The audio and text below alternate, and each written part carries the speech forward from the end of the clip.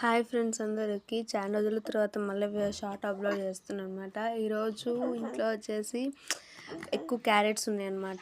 పడేయడం ఇష్టం లేక అందులో అవి చెడిపోతున్నాయి అని చెప్పి ఈరోజు క్యారెట్ హల్వా చేద్దామని అనుకుంటున్నాము. సో నేను మినిమం ఒక 2 kgs ఏమో ఉంటాయి క్యారెట్స్. సింగ్ అవన్నీ ఒక టబ్ తీసుకొని అందులో వేసి వాష్ చేసి దాని మీద ఉన్న పొట్టు అంతా తీసేసాం అనమాట. హల్వా కదా కాబట్టి అందులో ఇంకా అసలే అవి చెడిపోతున్నాయి. ముందైతే దాని పొట్టు అంతా తీసేసాను. ఇప్పుడు నెక్స్ట్ వచ్చేసి తురుముతున్నాను అనమాట. దీన్ని మనం 2 టైప్స్ చేసుకోవచ్చు. ఒకటేమో పీసెస్గా కట్ చేసుకొని మిక్సీలోనే వేసుకోవచ్చు, పేస్ట్ మాదిరి అట్నే అది చేసుకోవచ్చు. ఇంకొకటి తురుము మాదిరి కూడా చేసుకోవచ్చు అనమాట. మనం 2 టైప్స్ ఉంటాయి, మనకి ఏది నచ్చితే అది చేసుకోవచ్చు. నాకైతే తురుము పట్టుకుంటూనే ఇష్టం అనమాట క్యారెట్ హల్వా.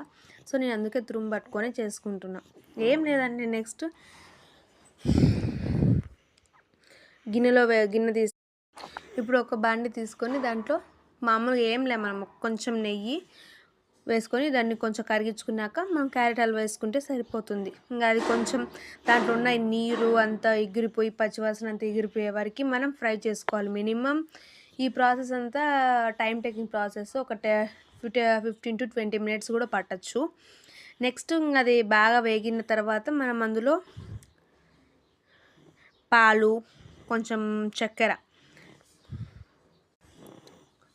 నెక్స్ట్ మనం కొంచెం అందులో పాలు, చక్కెర, మీకు ఇంకేమైనా కావాలంటే ఇంకేమైనా వేసుకోవచ్చు. మనం ఎగ్జాంపుల్ డ్రై ఫ్రూట్స్, ఇంకా పిస్తా ఇలాంటివి ఏవైనా పైన వేసుకోవచ్చు.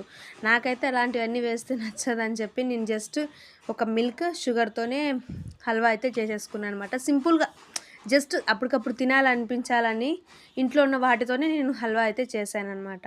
వేస్ట్ ఎందుకు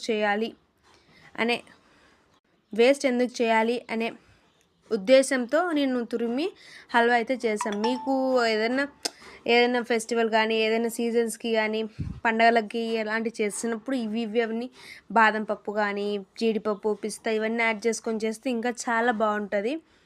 ప్రస్తుతానికి అయితే నేనైతే ఏం వేయలేదు, సింపుల్గా చేసుకున్నా. That's it. ఇంకా రెడీ చేసుకున్నాం. బాగుంది కదా, మన కలర్ చూస్తూనే అసలు ఎప్పుడెప్పుడు తిందామా అన్నట్టుగా ఉంది. ఇదండి క్యారెట్ హల్వా. నెక్స్ట్ వీడియోతో మళ్ళీ కలుద్దాం. బాయ్.